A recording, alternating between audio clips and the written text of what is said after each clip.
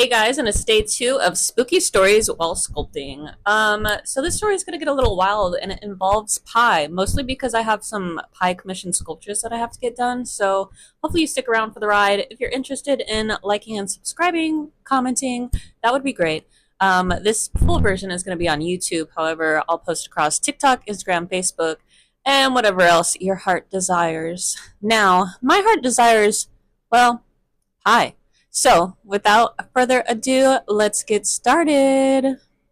The Cursed Pie of Hickory Hollow. In the quiet rural stretch of Tennessee known as Hickory Hollow, there's a story most locals don't tell out loud. Not in daylight, not after dark, not even over pie. Because in this town, there was once a pie so perfect, so beloved, that it was the last thing many people ever tasted. This is the story of Myrtle Jenkins and the cursed pie that should have never been baked.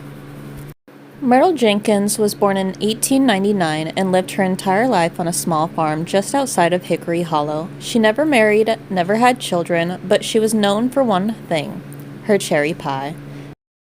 People called it devilishly good, but nobody knew just how literal that phase might become. Myrtle grew her own cherries, harvested them by hand, and refused to sell to any grocers. She only made pies during months of July, never before and never after. Every summer, dozens of people would line up outside her porch just for a slice. Between 1934 and 1957, 7 people who had eaten Myrtle's pie died within 72 hours. Causes ranged from aneurysms to heart attacks to freak accidents, including a young woman who walked off a cliff in broad daylight after claiming she heard Myrtle's voice in her head. Each death was ruled unrelated, coincidence, tragedy, nothing more. After Myrtle's death in 1961, her farmhouse was sealed off. No family came to claim it, but in 1972, the county sent a surveyor to inspect the land for auction. He found a small wooden box hidden behind the stove. Inside, a yellow paper recipe labeled "Offerings for One Soul." Ingredients included cherry juice, bone ash, lamb fat, and final line written in red ink: "Add one name, speak it once." The recipe and box were quietly removed from the report. The surveyor never returned to work. His wife found him dead in their kitchen, his mouth full of raw cherries. For years, the story of pie faded until 1998 when the local antiques dealer named Corey Langston purchased the stove from Myrtle's farmhouse at a country auction. Corey didn't believe in curses, he just wanted a vintage piece for his renovated bread and breakfast. 3 days after it was installed, guests reported that strange activity started happening. Cold spots around the kitchen, the smell of cherries at 3:14 in the morning, and every single night, a woman had been seen standing in a mirror holding a pie. One guest claimed she woke up with cherry stains on her hands, and another dreamed of a woman whispering, "Say the name." Corey laughed it off until he found the old recipe box tucked inside the oven drawer.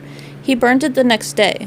Or tried to, but no matter how many times he set it on fire, the paper would turn to ash and then reappear in the kitchen on the counter by morning, intact, clean, and waiting. In the early 2000s, Corey made a decision no one understood. He baked the pie. No camera, no guests, just him alone in the kitchen. His neighbors said they smelled burnt sugar and cherry wood. The following morning, Corey's body was found by the front door. His face was calm and peaceful, but his hands were soaked in cherry juice. His tongue has been cleanly severed and placed on a plate beside him. The stove still warm, the pie gone. Authorities sealed the house, but those who work in local law enforcement say it's not over. On July nights, hikers sometimes report seeing a dim kitchen light from the inside of the woods, and if you stand outside long enough, you might hear a faint voice ask, "Would you like a slice?" The Jenkins property remained unsold. The stove was removed. No one knows where it is now. But antique forums report a strange listing every July. Vintage cherry pie stove. Still works. Must be picked up in person. Do not bake. Some say the curse only activates when the recipe is spoken aloud. Other believes it's tied to the name you say before you cut the first slice. But But if you ever find yourself in Hickory Hollow and you smell cherry pies at night, walk away.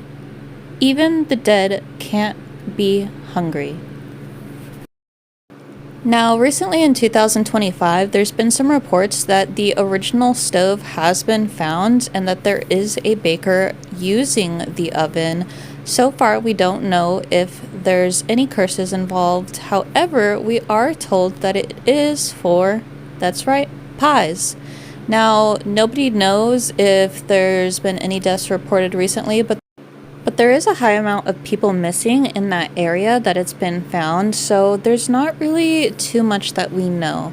All I can say is I hope the curse has been laid to rest, and I hope that those people aren't being baked into pie.